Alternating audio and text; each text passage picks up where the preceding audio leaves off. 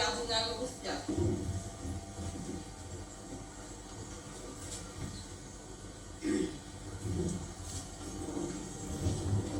Chers amis,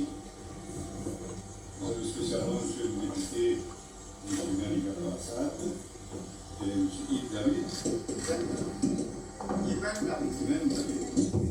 Président du village, le père Maganel, père David, et bien sûr mon cher Georges. Bien sûr.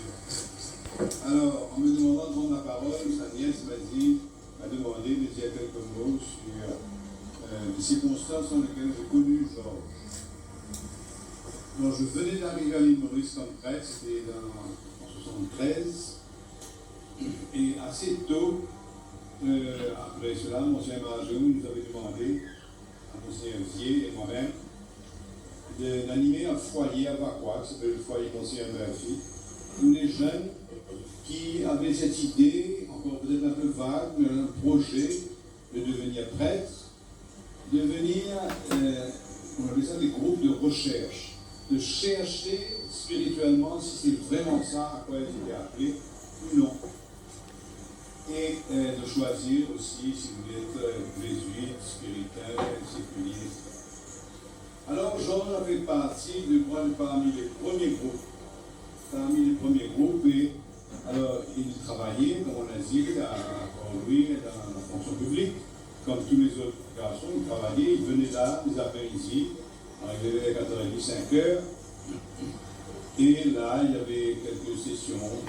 On dînait ensemble, ils dormaient sur place, il y avait des chambrettes, comme on disait, des petites chambres. Et ils repartaient pour le travail dans le matin. Bien sûr, pour le week-end, ils allaient à la maison. Alors, c'est là qu'on a fait connaissance, j'ai beaucoup apprécié dans sa manière de l'honnêteté de sa recherche. Et puis, je dois dire, quand il est rentré chez les jésuites, il est parti en Inde, j'ai un peu perdu le fil. Sauf que lorsqu'il rentrait à Maurice, on se voyait très souvent. Je me rappelle, quand il est venu avec sa femme pour rester ici, il avait invité à dîner pour faire connaissance avec son épouse, et on avait beaucoup fraternisé. Mais c'est pourquoi j'ai eu beaucoup de plaisir à lire ce livre. Dans ce livre-là, Georges trace l'itinéraire d'un jeune Mauricien qui a eu, je vais dire, l'audace de sillonner beaucoup de pays et beaucoup de continents, de l'extrême-orient à l'extrême-occident. Il a fait, tous ces voyages, il l'a fait sans vantardise, sans show-off, comme on dit, mais comme un pèlerin, avec une grande simplicité, animé d'un désir d'apprendre et de découvrir, de se laisser émerveiller. Donc c'est une des grandes qualités de Georges. Il se laisse émerveiller par les petites et par les grandes choses. Et je reconnais dans ce désir d'apprendre, cette simplicité, cet émerveillement, les ingrédients d'une vraie sagesse. Depuis son enfance, Georges, comme vous savez, il dit ça dans le livre, il parle couramment le bhojpuri et le créole. Il a vécu dans un village où il a de bonnes relations avec ses amis, ses voisins. Il parle aussi couramment le français et l'anglais, ce qui lui a ouvert beaucoup de portes dans ses voyages. Ça a permis de rencontrer beaucoup de monde. Tout au long de son périple, il a su tirer profit de ses études philosophiques d'abord en Inde, des études sociologiques à Paris, puis de Human Resource Management à Londres, à Londres, oui, et enfin au Canada, où il a complété des études et où il réside maintenant. Il est ainsi devenu un citoyen du monde. On dit quelquefois, the world is his parish. Et non seulement parce qu'il a visité beaucoup de pays, mais parce qu'il a su faire son miel en butinant les meilleures fleurs et fruits de l'Asie, de l'Europe et des Amériques, sans négliger celle de la Russie, sans jamais négliger cela.